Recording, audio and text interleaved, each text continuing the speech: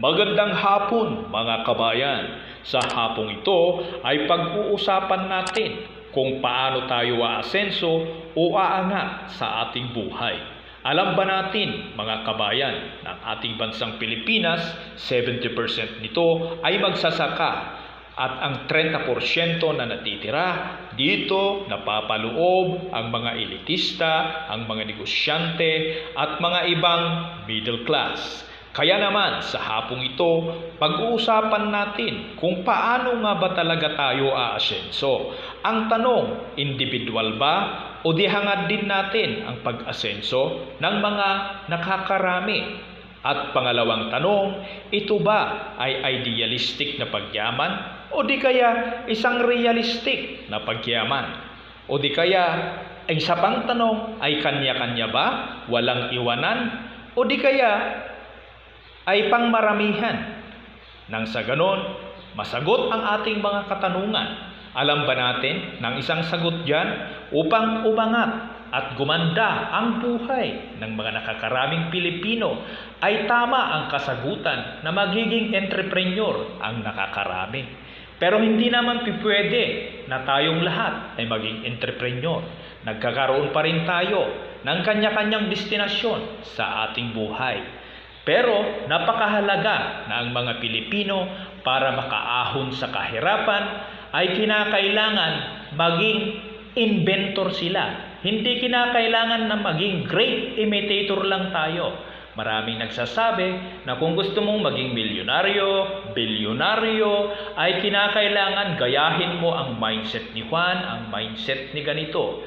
Not necessary na kailangan mong gawin yon unless na ikaw ay nagkakaroon ng talagang burning desire na gustong-gusto mo yan. At yan ay isang idealistic na pamamaraan. Pero para umangat ang ating buhay bilang mga Pilipino, ang kinakailangan ay isang realidad na magaganap sa ating pag-asenso at pagyaman sa ating buhay.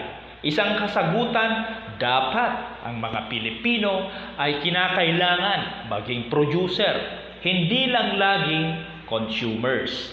At sila dapat ay maging inventor, hindi lang natatapos sa great imitator. Kung great imitator lang ang iyong ginagawa, abay hanggang dyan ka lamang. At pangalawa, dapat ba na kailangan natin tangkilikin ang ating sariling atin bilang isang Pilipino? Well, ang kasagutan dyan, nationalism, ay isa rin yan na pwedeng gawin natin para umasenso sa mga nakakarami. Hindi pag-asenso sa mga mangilan-ngilan lamang, sapagkat kung iilan lamang ang aasenso, ay hindi rin masasabi na ang bansang Pilipinas ay asensado. Alam naman natin, lalong-lalo na sa ngayon, napakaraming kumakalam ang kanilang tiyan.